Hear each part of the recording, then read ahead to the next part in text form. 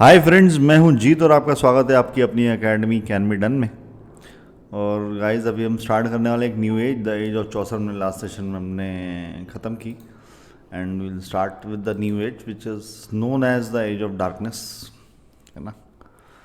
The age of darkness को हम start करने वाले हैं और ये एज मेरे लिए पर्सनली बहुत इंपॉर्टेंट है लोगों के लिए पढ़ना या समझना जिनका इंटरेस्ट है हिस्ट्री में या इंग्लिश लिटरेचर में। Let's see why. So age of darkness, 15th century is called the age of darkness और age of barrenness। barrenness का मतलब जो चीज़ बंजर होती है, जहाँ पे कोई चीज़ उपजाऊ नहीं होती। Why this age is called the age of non productivity और the age of barrenness? उससे कारण है, जैसा लोग बताते हैं कि war of 100 years going on 1337 to 1453। तो 100 साल तो ये वॉर चलती रही 100 years ऑफ बैटल वाली, जिसका नाम 100 years ऑफ बैटल है।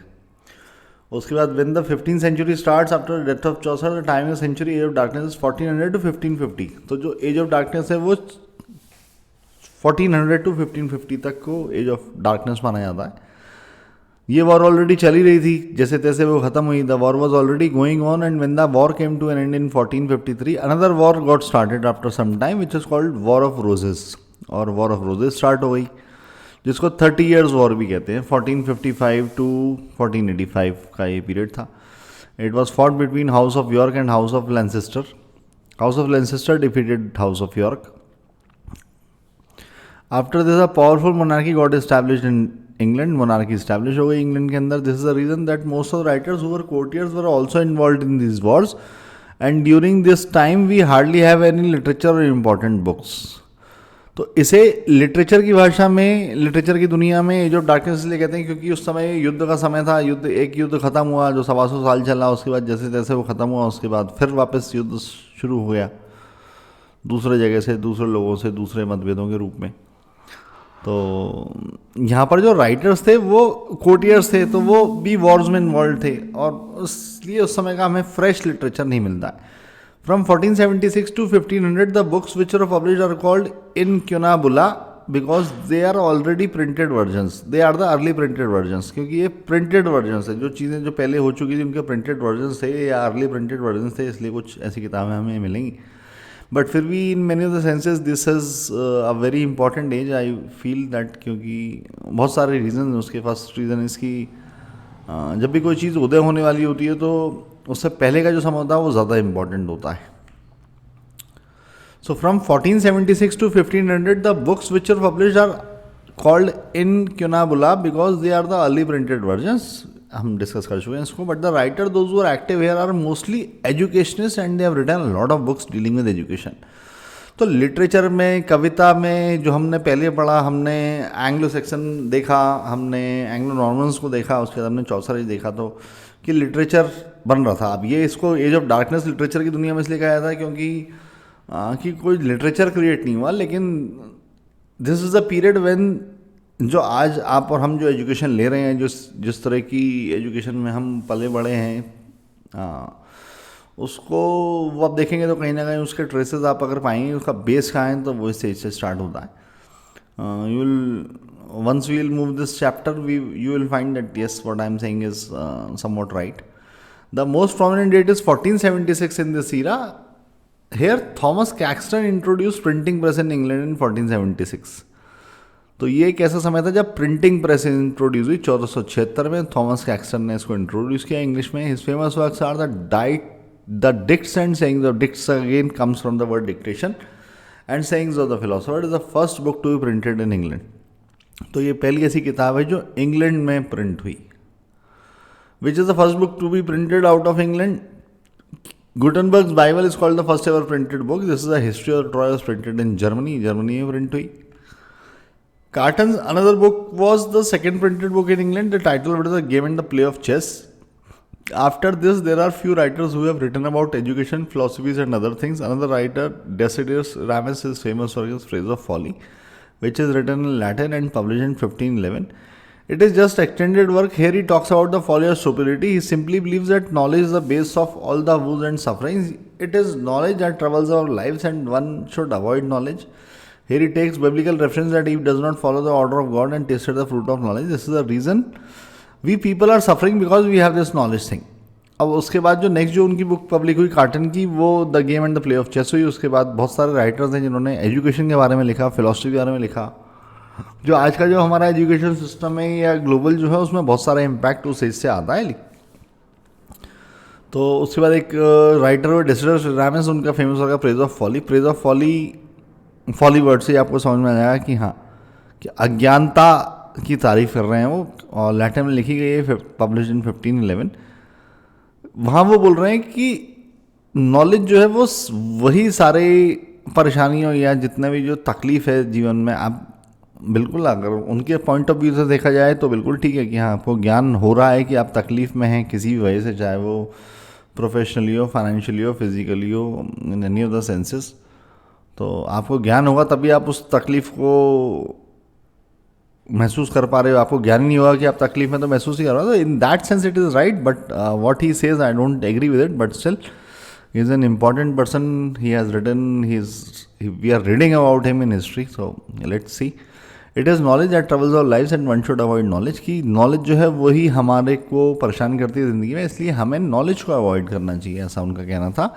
Here he takes biblical reference. वो आदम हव्वा, एडम एंड ईव का एग्जाम्पल लेते हैं कि ईव ने गॉड का ऑर्डर फॉलो नहीं किया और फ्रूट ऑफ नॉलेज को टेस्ट कर लिया। This is the reason because why people are suffering, क्योंकि हमारे पास नॉलेज है। तो it is not that knowledge is an instrument. This is my view कि हम नॉलेज को यूज़ कैसे करते हैं उस पर डिपेंड करता है कि वो हमें तकलीफ देगी, सुख देगी, या I feel it is an instrument. You can get anything from it. You want money from knowledge, you can get money from knowledge. You want fame, you want what ever want, knowledge is power. So let's be knowledgeable. It is a philosophical treatise that inspired Henry Belloc, a modern writer, to write an essay in praise of the ignorance. देखिए अभी वही बात, उसके बाद उनके भी followers थे तो उन्होंने एक उनसे इंस्पायर हो गए, Hillary Bellak, a modern writer. उन्होंने उसके ऊपर एक ऐसे लिखा, इन प्रेज ऑफ इग्नोरेंस, अज्ञानता की तारीफ में उन्होंने एक निबंध लिखा। Thomas More's Utopia got publish in 1516 in Latin, but it was translated by Ralph Robinson 1551 in English. Utopia is famously called prologue to the modern socialism, prologue to Renaissance, masterpiece of English humanism. In Utopia, it is a book of particular philosophy. एक philosophy के एक सिद्धांत को बताती है और बहुत सारे नाम है, काफ़ी फेमस बुक है। Certain characters they talk about an imaginary city. तो इस किताब की खासियत क्या है कि भाई इतने सारे इसके नाम हैं और बहुत सारे लोगों ने उसको फॉलो किया, कि ये एक ऐसी बुक है जिसमें एक फिलॉसफी को उन्होंने डिफाइन करने की कोशिश की है।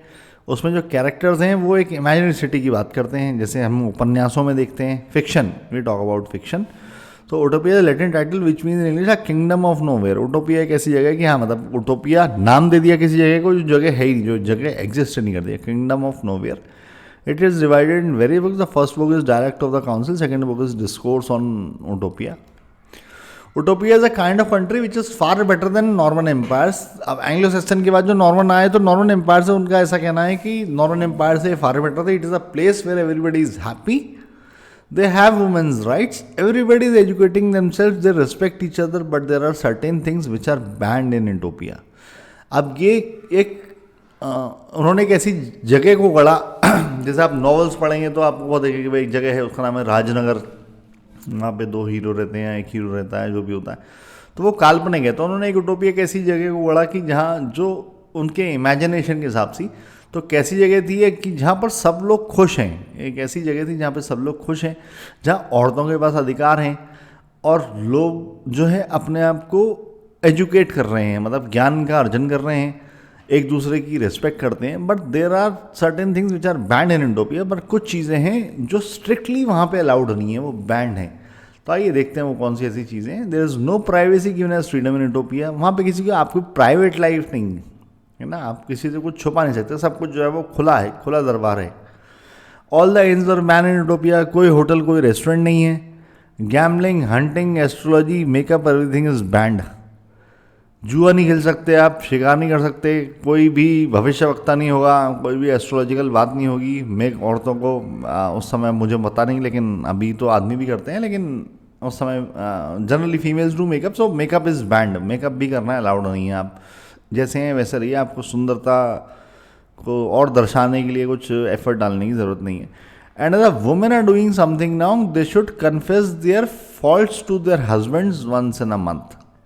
और अगर महिलाएं जो हैं वो यूटोपिया जो शहर की रहने वाली जो महिलाएं हैं वो यदि कुछ गलत कर रही हैं तो महीने में एक बार अपने जो उन्होंने जो ऐसे काम जो गलत हैं जो वहाँ के सिद्धांतों के हिसाब से नहीं चलते हैं उन्हें अपने हस्बैंड के सामने एक बार कबूल करना होगा अपने गुनाहों को.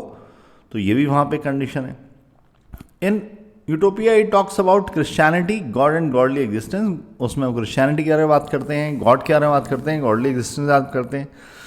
सो this is the first book where Thomas More talks about ideal country, ideal people, ideal society. अगर हम इंग्लिश लिटरेचर की बात कर रहे हैं तो ये पहली ऐसी किताब है जो आइडल कंट्री, आइडल पीपल, आदर्शवादिता, जैसे हमारे यहाँ आदर्शवादिता देखनी होती है तो हम रामायण पढ़ते हैं, है ना, कि आदर्श पुरुष कौन, भगवान राम, आदर्श महिला कैसी होनी चाहिए, सीता मैया ऐसी. तो यहाँ जो ये फर्स्ट रेफरेंस जो आता है ideal country, ideal people, ideal society का, तो this comes from this book which is in what do you call it, it's something which is in a thought, it is not a reality. So utopia, it was not a real place. He dreams of something which is called utopia, and these are the conditions. Next comes William Tyndale. He is the first person to translate New Testament of Bible. ये पहले व्यक्ति हैं जो New Testament Bible को translate करते हैं. Though he was burnt alive because people didn't like translation of New Testament, considered immoral. William Tyndale का नाम इसलिए अमर हो गया क्योंकि उन्होंने न्यू टेस्टामेंट ऑफ बाइबल को ट्रांसलेट किया. पहले जब मैंने लिटरेचर पढ़ना स्टार्ट किया तो मैं भी सोच रहा था कि जो फर्स्ट जो वाइक्लिफ ने जो ट्रांसलेट की थी वो सेंट जीरोम्स की बाइबल को वो हिब्रू से ट्रांसलेट क्यों नहीं की. तो here is some answer to it if you can read between the lines. Next comes Thomas Mallory. He is the first person to compile all the Arthurian cycle, which was randomly spread. He compiled all the stories in a structural order and deals with the death of Arthur Thomas Marty. It is the first ever compilation of Arthurian cycle published in 1485. Okay. ये पहले व्यक्ति है जिन्होंने ऑर्थरियन cycle को, जो उससे पहले बिखरी हुई किंवदंतियाँ थी, बिखरी हुई कहानियाँ थी, बिखरी हुई टेल्स थी, उन सबको इकट्ठा करके उसे कंपाइल किया. सारी स्टोरीज को उन्होंने एक स्ट्रक्चर्ड ऑर्डर में एक सही तरीके से कंपाइल किया, जो कि आर्थर थॉमस मार्टी की डेथ और उनकी लाइफ से डील करती थी. ये कंपाइलेशन आर्थर साइकिल की फर्स्ट कंपाइलेशन है. उसके बाद भी बहुत सारे कंपाइलेशन जो है विच इज़ पब्लिश्ड इन, ये जो इनकी जो कंपाइलेशन है थॉमस मैलरी की, जिसका नाम इतिहास में, जिसकी वजह से उनका नाम इतिहास में दर्ज हो गया, जिस वजह से हम आज उनको स्टडी कर रहे हैं, तो it was published in 1485. Next comes Thomas Eliot. He is a famous writer and has famously written Latin English Dictionary. It is the first ever written dictionary in 1538. Latin English Dictionary है ये पहली dictionary है. क्या exam में question आया है और एक इम्पॉर्टेंट क्वेश्चन मैं इसे मानता हूँ पर्सनली. तो 1538 में पहली डिक्शनरी पब्लिश हुई जो लैटिन इंग्लिश डिक्शनरी है और थॉमस एलियट ने उसको बनाया. Next book is castle of death. It is the first book where he talks about modern medals. Modern medals के बारे में बात करते हैं. He says that we should have castles where the youth can go to make themselves tough by training. तो उनका ऐसा कहना है कि castles होने चाहिए. Castle is a blend of fort and, in my understanding, castle is a blend of fort and palace. कि महल जैसा भी होता है, किले जैसा भी होता है, मतलब मजबूत भी होता है सुरक्षा की दृष्टि से, और उसमें सारी लग्जरी भी होता है. तो वो from fort and palace we call it. जैसे एक ब्रेकफास्ट होता है, एक लंच होता है, तो उनका दोनों कंपेंसेट जो कर देता है वो ब्रंच होता है. तो this is the castle of death. Next comes Roger Ascham. This is very important person in English literature. He was tutor to Queen Elizabeth. यही इनको बहुत इंपॉर्टेंट बनाता है कि क्वीन एलिजाबेथ ने इन्हें अपना ट्यूटर चुना. ये क्वीन एलिजाबेथ के ट्यूटर थे. इस फेमस वर्क इज टॉक्साफिलस. 1545 में ये पब्लिश हुआ, which is called school of shooting. Toxophilus को स्कूल ऑफ शूटिंग भी कहा जाता है. He talks about the need of physical training for student and training of archery for the princes. वहाँ पर कि जो स्टूडेंट्स हैं उनको फिजिकली फिट होना चाहिए, उनकी फिजिकल ट्रेनिंग होनी चाहिए एज अ सोल्जर, इस पर उन्होंने जोर दिया है. और जो राजकुमारी हैं, सब जितनी भी यंग लड़कियाँ वो सब राजकुमारियाँ ही हैं, तो वो सारी प्रिंसेस के लिए ट्रेनिंग ऑफ आर्चरी होनी चाहिए. Next book is the Schoolmaster. It talks about need of training for the teachers. This is something amazing. I strongly 100% agree with that. Even the teachers need to be trained. Guys, teachers need to be trained specifically. Teachers need to be trained more efficiently. Teachers need to spend more time on their training, because if the teachers are trained, obviously बोलते हैं ना shit always falls towards the gravity. तो कल भी हमने बहुत सारी जब हम ये सेशन कर रहे थे तो देखा, तो ऊपर से चीज़ें सही होंगी तो नीचे ऑटोमेटिकली सही होगा। If you find any student who is sincere in life, or if you find that he is carrying some wrong information throughout his life, at the end of the day you'll find out that because he believed somebody, some teacher, or it was he was used to it because it was taught in the same way in the school or the college। तो वो बड़ा समस्या वाला काम है। मैं इस समस्या से रोज़ जूझता हूँ। But yes, teachers need to be trained. If you are a person who wants to become a teacher, if you want to educate people, please get some command over the subject which you are trying to teach. It was published in 1570. It is the influence of the book that we have B.Ed M.Ed system. तो guys, जो ये this is in the syllabus of MP SET NET this session, and general लोगों के लिए तो information wise अच्छा है, but आपके काम का है क्योंकि इसमें एग्जाम्स में इससे क्वेश्चन आते हैं। तो yes, he should be the one of the ideal guys we should have in our life, Roger Ascham, कि उन्होंने जोर दिया इस बात पे कि टीचर्स की भी ट्रेनिंग होना चाहिए। एंड उनके इन्फ्लुएंस, उनके इस book the school master book का जो इन्फ्लुएंस है उसका और नतीजा है कि आज हम B.Ed और M.Ed करते हैं। B.Ed और M.Ed की ट्रेनिंग इसलिए होती है, bachelor of education, masters of education की। हाँ, मतलब टीचर जो जिसे बनना है, जो टीचर को पता होना चाहिए क्या पढ़ाना है, कैसे पढ़ाना है।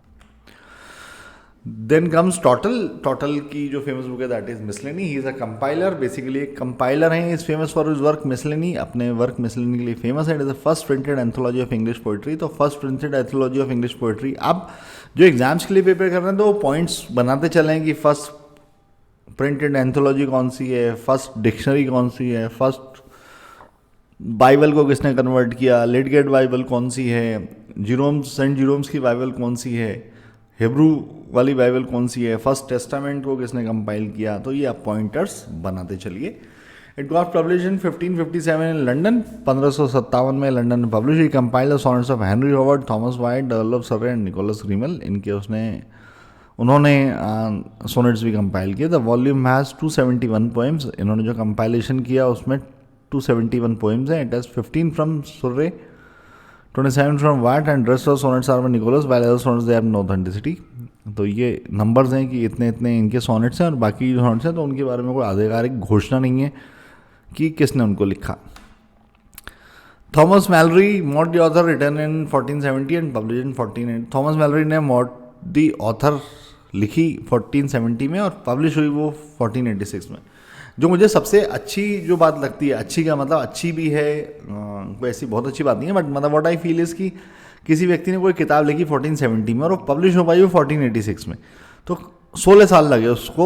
जब आदमी के मन में, और ऐसा नहीं है कि 1470 में लिखी हुई तो 1470 में ही वो आदमी रात को सो के उठा हुआ और सुबह उठ के उसने लिखना शुरू कर दिया हुआ।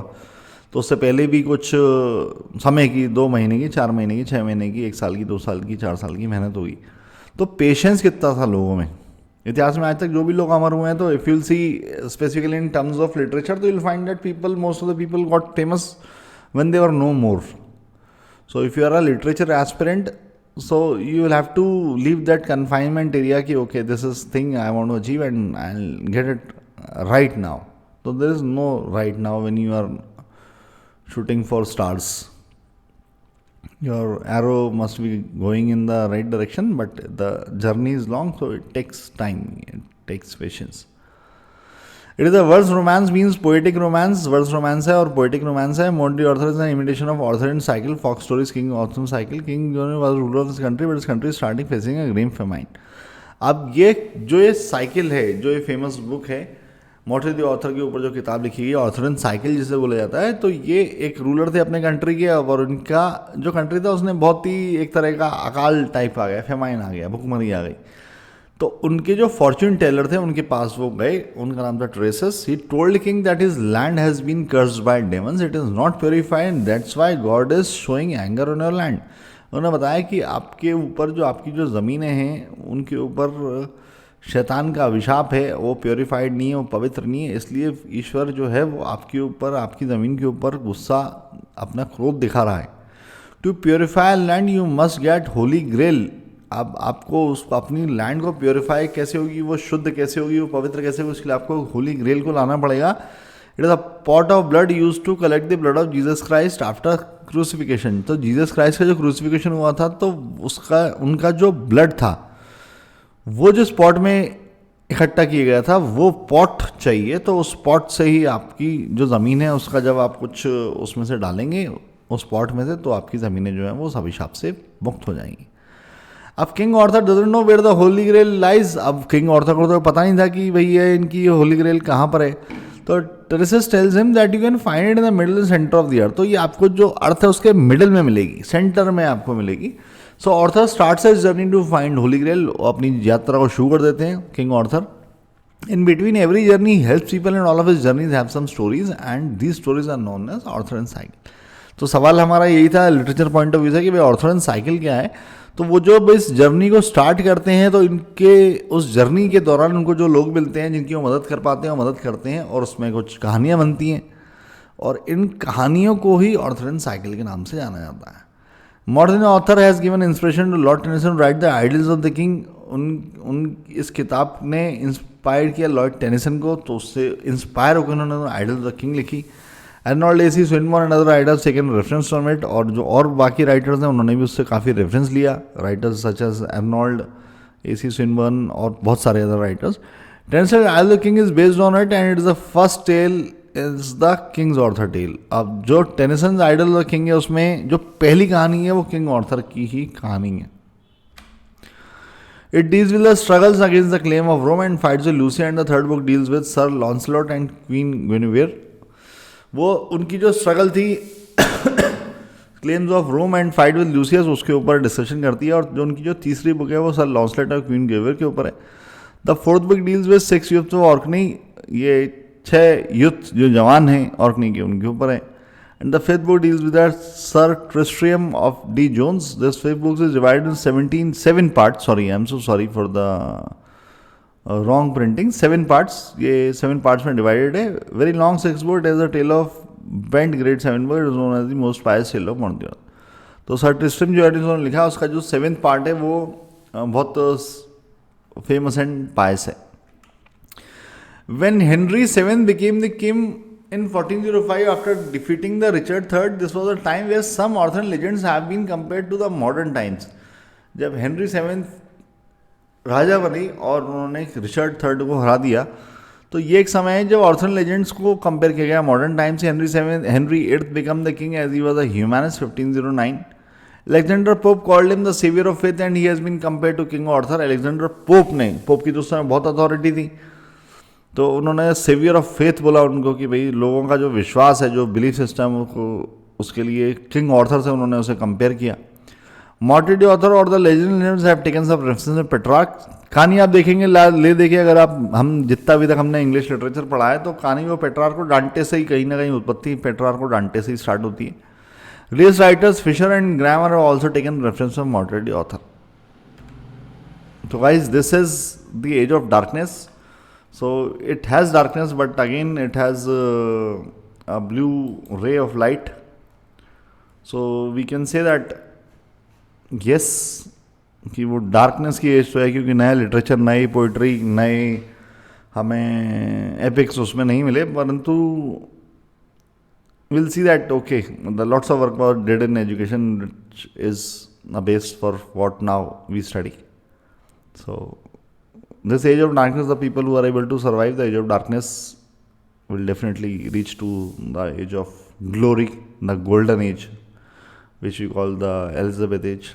So if you are feeling that it is of some use to you, kindly support us by subscribing the channel, by giving your likes. Thank you so much. मिलते हैं आपसे the golden age और the Elizabethan age.